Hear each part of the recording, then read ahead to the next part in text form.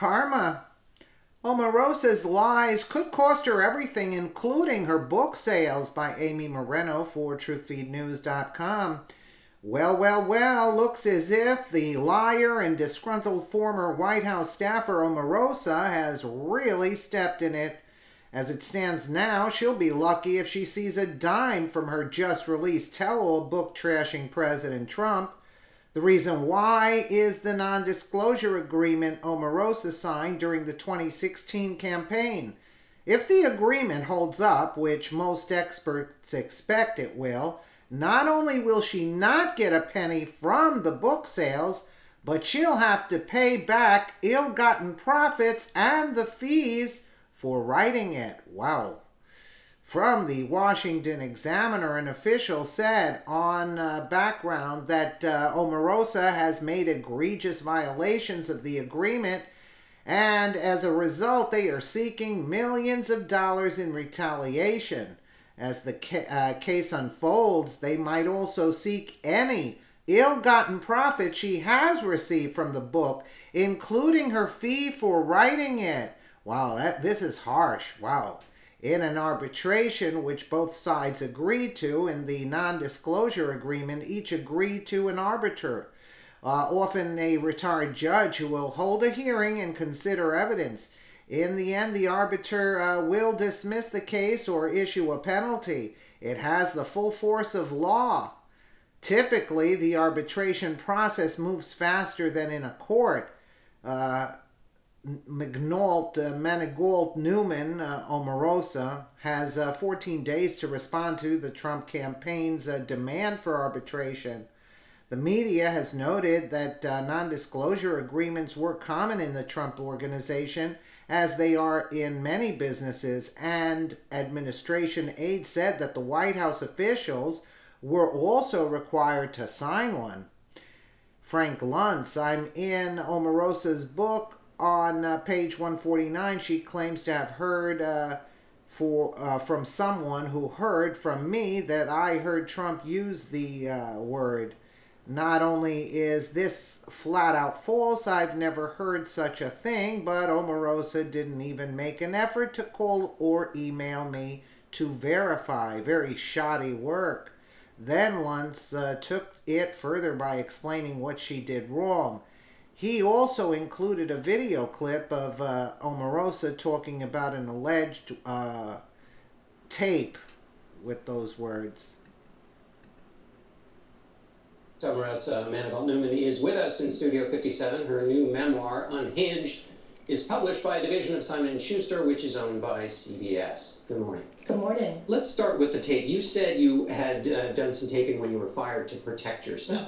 But this is during the campaign. Absolutely. Why are you taping things in the middle of a campaign? The moment we start talking about the N-word tape, I was surprised, as you heard on that recording, how no one doubted that he said it. And in fact, they had worked to try to suppress this tape for so long, and everyone says, he said it, he's embarrassed, he doesn't want this to come out. And now they're saying they have never heard these allegations, and it's ironic that these are high-level campaign staffers talking about how to react. About why you were taping. I'm curious too about why were you taping? Because the truth matters, Gail. And in fact, if I didn't have this tape, you all would probably be wondering if in fact they did talk about it. She mentions Kellyanne on the tape and says that she talked to Kellyanne, or Kellyanne discussed this with the President of the United States. And now he's tweeting at me saying that he never said it, is not in his vocabulary when he discussed this on Trump Force One during the campaign. But stepping back from the specifics of the tape, the question with everything you're saying and you're coming forward, you were taping during the campaign. Oh, yeah. There is this question about your credibility and the fact that you were kind of already taping things and working behind the scenes during the campaign. My father had an expression, we can't hear you because your actions are speaking more loudly. Why are people supposed to pay attention to what you're saying now when you're the kind of person who would be taping campaign press conference or phone calls in the middle of the campaign? Yes, I'm the kind of person who covers her own back. In Trump world, everyone lies.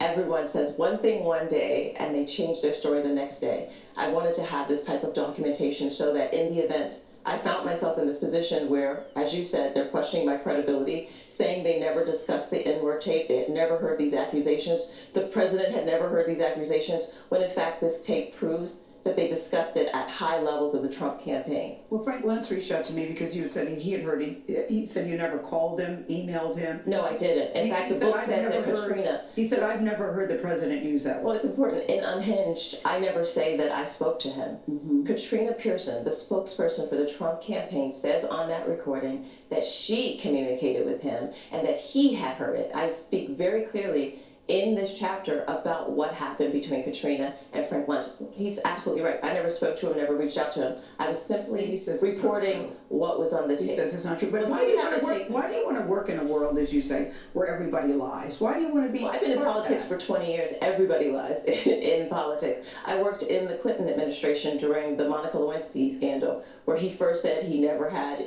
relations with her, and we found out that that was a lie. I learned very early on in politics that this is a cutthroat world, and you have to be tough. 20 years in politics, and I've learned some lessons. Number one, you have to look out for yourself. And two, things change, relationships change, and people always protect themselves. You have to look out for yourself. Omarosa, there are conflicting reports as to when you first heard the tape where the president allegedly uses the N-word. There are reports that you heard this last year while you were still working in the administration. I did hear it last year. When did you first hear it? I did not hear it until after I closed the book, and I had an opportunity to fly out to California, and the person allowed me to hear it. Had I heard it while I was working in the White House, I would have left immediately. So let's say the tape exists. Now what? What is the purpose of...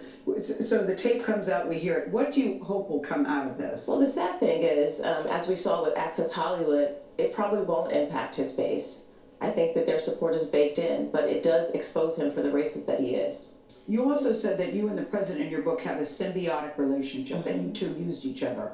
What is the nature of your relationship, Omarosa? There's all sorts of rumors about you and Donald Trump. Can you tell us what is the nature, or what was the nature of your relationship? I know you're happily married. I just met your husband backstage. Very nice. My very handsome, smart, talented husband, John Allen Newman. But what is the nature of your relationship? Donald Trump was my mentor, Gail. He was my mentor for many, many years. And, in 2003, I wanted to be like him. I grew up in extreme poverty in Youngstown, Ohio. And I aspired to be a billionaire one day, and what better way to become a billionaire than to study under a billionaire? The two of you never had a romantic relationship? Absolutely not. Well, you've heard that rumor, I'm sure. Well, that's a charge that's launched against successful women to kind of degrade them and undermine their success. I'm very well educated, I have incredible experience, and I have never had to leverage sex to get anywhere I needed to go. So what do you hope will come out of all of this? I think the truth matters, and I believe that we should keep the truth as a priority. In this administration, they struggle with the truth, and they construct their own reality, deceiving the American people. Very quickly, you have everything that you say in the book backed up by tape or email? Absolutely. If you see it in quotes, it can be verified, corroborated, and is well documented. And you keep, it's almost feels like a form of blackmail with the tapes. Either release the tapes... I'm not asking for anything. I'm telling my story unhinged. I'm telling my story in Unhinged. If you get the book, you see the quotes, it is backed up and verified. Omarosa, we appreciate you joining us. Thank you for having me. Well, Frank Luntz says here, as the author of 4 books, I know the importance of verifying information before writing about it, and clearly Omarosa doesn't. I repeat, I never heard Trump in person or on tape use the word. Anyone who claims otherwise is spreading fake news. Yet, even after all of this, the book continues to be sold, with one estimate being that Omarosa could rake in a cool $10 million for it. It hardly seems right, not only that such a questionable piece of work be put into print by any respectable publisher, but also that the author could potentially reap a large wad of cash from sales to those who are more interested in smear than fact, such as those suffering from Trump derangement syndrome. But never fear, good citizens, once again, it is Super Trump Team to the rescue. Arbitration has now been filed by Trump campaign lawyers in New York against Omarosa, seeking millions, which could include her ill-gotten profits and writing fee for the book. The cause of action cited is an alleged violation of non-disclosure contract Omarosa signed in 2016 prior to beginning work with the Trump campaign that allegedly remained in effect and covered her work in the White House. A campaign official elaborated on the filing noting that President Donald Trump is well known for giving people opportunities to advance their careers and lives over the decades, but wrong is wrong, and a direct violation of an agreement must be addressed, and the violator must be held accountable. A sample of the agreement given to the Washington Examiner states that she was never allowed to disparage any members of the Trump family during her service or at any time afterward. Look, she was just doing it for her book, and as you can see, this is CBS. I noticed even Gail wasn't really thrilled with her. They were not thrilled with her, and she asked her, "How come you worked?"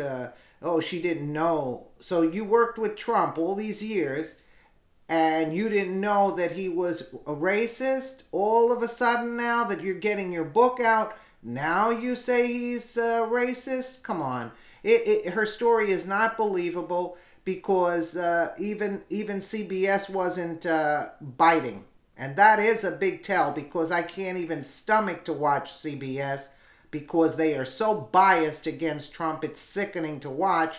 And yet I saw this clip and they were not biting. Let me know what you guys think in the comments below. And again, thank you so much for watching.